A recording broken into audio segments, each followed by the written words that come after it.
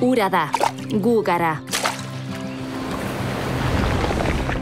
¿Una casa en las vías del tren?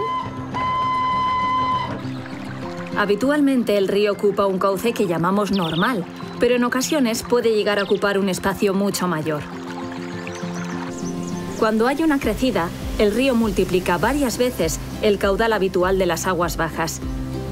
Y en consecuencia, la extensión que ocupa el río crecido es mayor. Si construimos casas y barrios o usos sensibles en zonas que el río ocupa al crecer, estamos exponiendo a personas a un riesgo natural. Sería como levantar la casa sobre las vías del tren. Tarde o temprano, ¿qué pasaría en esa casa? Es de cajón. Evitémoslo, respetando el río en toda su extensión.